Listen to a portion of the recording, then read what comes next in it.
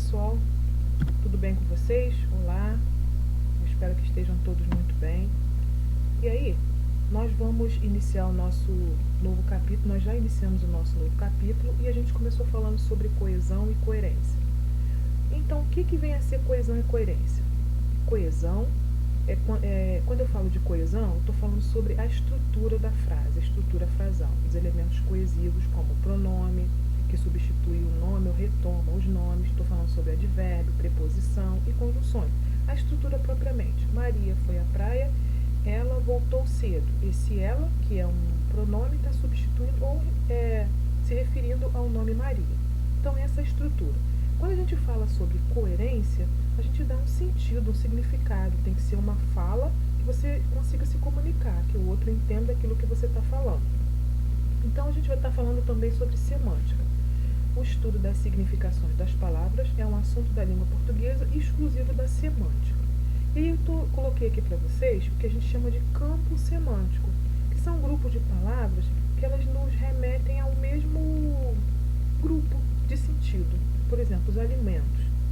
Torradinha, manteiga, café, pão. Aquela menina gosta de pão com manteiga. Então eu estou percebendo que esse grupo de palavras pertence a esse campo semântico dos alimentos. E aqui eu tenho outros exemplos, por exemplo, parte do corpo, futebol, etc e tal. E aqui a gente vai falar primeiro da polissemia. O que vem a ser polissemia? Poli, vários, semia, sentido. Então, propriedade que uma mesma palavra tem de apresentar diferentes significações. Então, dependendo do contexto que essa palavra está, ela assume um significado diferente. Por exemplo, cabeça. Ele sempre traz um boné na cabeça. Eu estou me referindo àquela parte do corpo humano.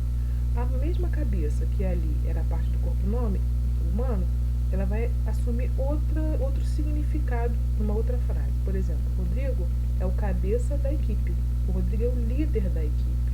Acertou o dedo e não a cabeça do prego. Então, essa palavra cabeça, ela foi mudando de significado, de sentido, dependendo do contexto em que ela estava inserida. E aqui a gente tem o estudo de uma maneira geral da semântica. Tem a sinonímia e a antonímia, tem os homônimos, que a gente vai trabalhá-los agora há pouco, e tem a paronímia. E aí, a gente tem aqui a sinonímia. O que vem a ser isso? É o sentido que uma palavra tem em relação a outra, dentro do contexto. Esses são os elementos que a gente estuda a semântica. Sinonímia, a gente dá a ideia de sinônimo, né? A gente lembra de sinônimo. Sinonímia é o emprego de sinônimos, isto é, palavras de mesmo sentido. Aí a gente tem aqui casa, moradia, lar, teto, rosto, face, semblante, cara. Então, esse primeiro grupo são palavras sinônimos. O segundo grupo, a mesma coisa. Antonímia e o emprego de antônimos, isto é, palavras de sentido oposto. Baixo, alto, gordo, magro. Aqui eu tenho economizar e gastar, largo, estreito, riqueza e pobreza. Só tem dois detalhes. Nós não temos um sinônimo perfeito nem antônimo perfeito. Perfeito quer dizer exatamente igual. Que bom, né, que a gente tem isso nos dá uma variedade de elementos, de palavras para a gente se comunicar. E aí eu tenho, por exemplo, se eu disser assim, Maria essa menina é bonita. Ou quando eu digo, nossa, essa menina é linda. Bonita e linda são sinônimos, são palavras similares, mas elas não têm a mesma carga, né? Quando eu digo que ela é bonita, está no nível. Quando ela é linda, eu quis colocar mais emoção, a coisa ficou mais densa, né? Então, por isso que nós dizemos que não tem sinônimo perfeito nem antônimo perfeito.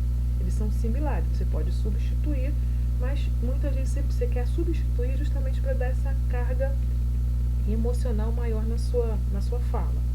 E aqui temos a observação. Não existem sinônimos perfeitos, tudo depende do contexto. Por exemplo, ele é forte, ele é robusto. Beleza, são palavras sinônimos. Mas se eu for colocar isso num outro contexto, o seu forte é a matemática. Eu não posso dizer o seu robusto é a matemática. E aí vamos agora para os parônimos, para os homônimos.